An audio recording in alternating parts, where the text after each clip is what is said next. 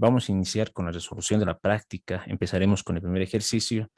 Para poder resolver, vamos a dividir nuestra área de trabajo en tres partes. Este sector vamos a utilizarlo para los datos. Este otro sector vamos a utilizarlo para la parte gráfico del ejercicio y todo ese sector vamos a utilizarlo para la resolución. Empezamos por los datos. Nos dice, un objeto recorre un espacio de 500 metros, ¿no? Por lo tanto, eso corresponde a la variable X en nuestros datos. Ponemos X igual 500 metros. Continuamos con la lectura en un tiempo de 60 segundos. Eso corresponde al tiempo. En este caso, el valor es de 60 segundos.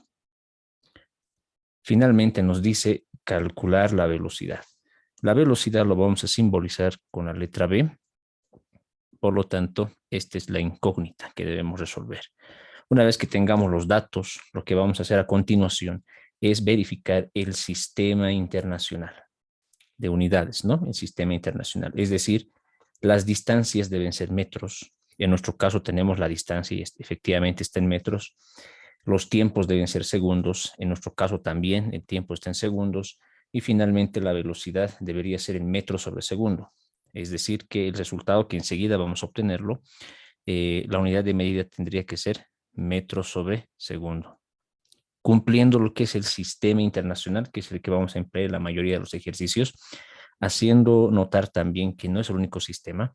Hay otros sistemas, por ejemplo, tenemos el sistema CGS, el sistema inglés, pero el que más se utiliza es el sistema internacional.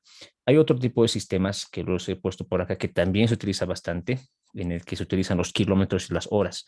Si el ejercicio lo amerita, vamos a emplearlo, pero en este caso vamos a utilizar simplemente el sistema internacional. La parte de los datos ya lo hemos concluido.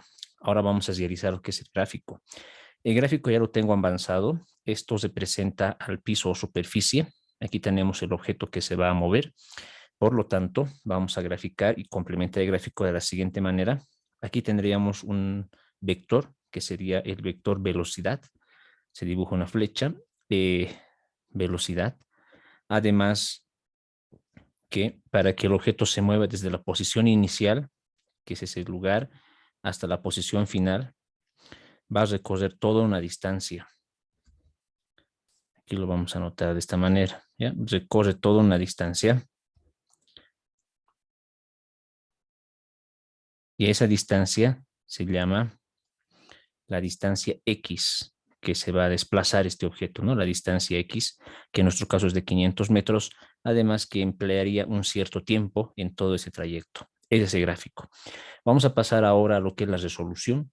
Para esto vamos a utilizar la fórmula que tenemos. Tenemos una fórmula, pero también es conveniente utilizar ese triángulo del MRU, ¿ya?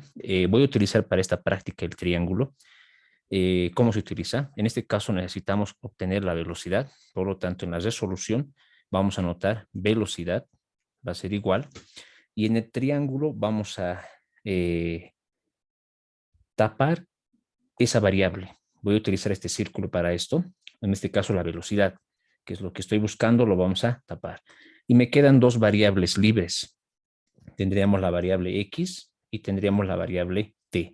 Si nos fijamos bien, la variable X está en la parte superior, está un poco más arriba, y la variable T está un poco más abajo. Por lo tanto, anotaríamos de esta manera.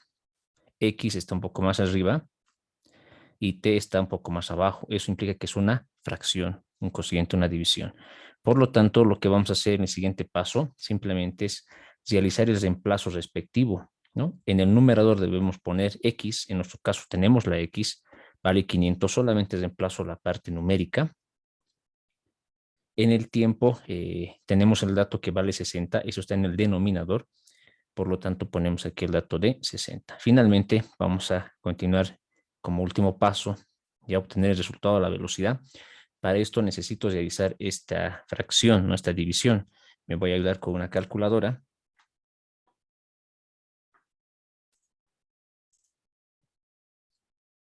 Aquí ya tengo el resultado. El resultado es 8.33, tomando en cuenta solamente dos decimales. Es lo que voy a utilizar, 8.33. Por lo tanto, notamos 8.33. 33 y vamos a anotar finalmente la unidad de medida, que en este caso sería metros sobre segundo. Por lo tanto, aquí ya tendríamos la respuesta para esta primera pregunta.